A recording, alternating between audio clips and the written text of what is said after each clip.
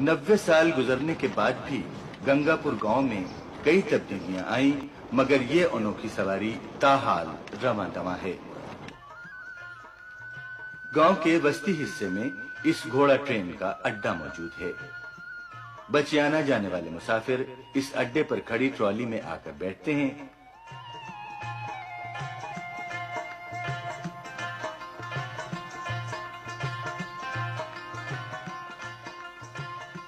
Trolley भरने पर घोड़ा उसके थान से लाकर आगे जोत दिया जाता है।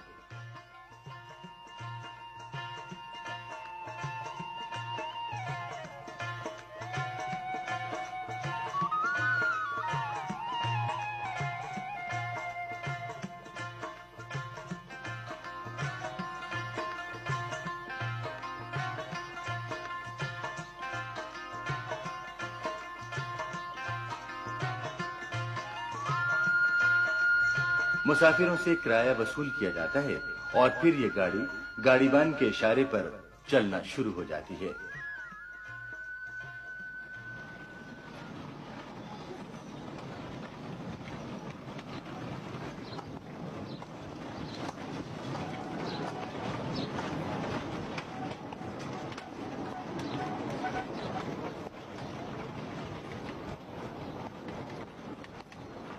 घोड़ा पटरी के दरमियान में दौड़ता है। पटरियों में लकड़ी के तख्ते मिट्टी तले दबाए गए हैं ताकि घोड़ा रुकावट और ठोकर से महफूज रहे।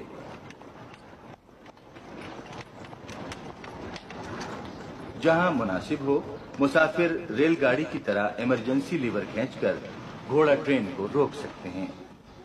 ऐसा उमूमन उस वक्त होता है जब पटरी पर मुखालिफ समतों से दो घोड़ा ट्रेनें आ रही हों। दोनों एक दूसरे के सामने आकर रुक जाती हैं। दोनों ट्रॉलियों के मुसाफिर आपस में ट्रॉलियां तब्दील कर लेते हैं और दोनों गाड़ीबान अपने अपने घोड़े एक दूसरे की ट्रॉलियों से जोत देते हैं।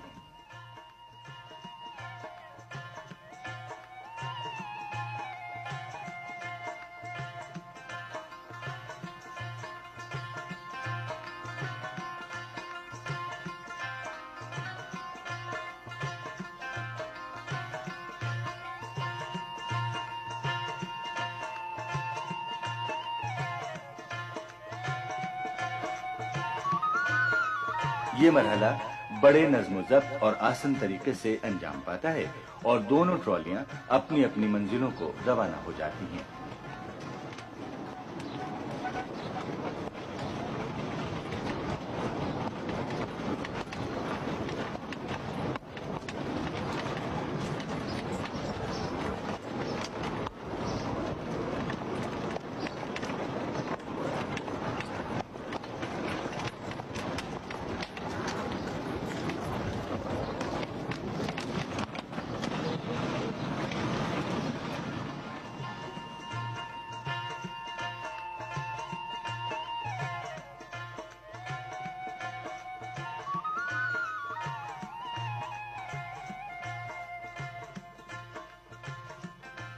घोड़ा ट्रेन के बचियाना पहुंचने वाले मुसाफिर रेलगाड़ी या बसों के जरिए दूसरे शहरों में जाते हैं।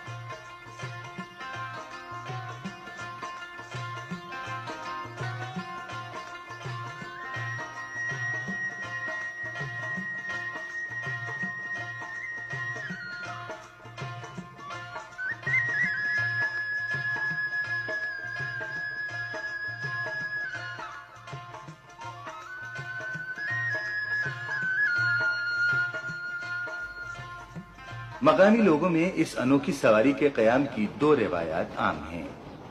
एक के मुताबिक ये सवारी वायसराय हिंद के दौरे गंगापुर के मौके पर जारी की गई थी। दूसरी रिवायत के मुताबिक सर गंगाराम ने अपने दामाद की ख्वाहिश पर इसे चलाया था, जबकि सर गंगाराम पर लिखी गई एक किताब दी हार्वेस्ट फ्रॉम द डेजर्ट के मुताबिक ये घोड़ा ट्रॉली महज मुसाफिरों और मालो असबाब की फौरी नकलो हमल के लिए चलाई गई थी।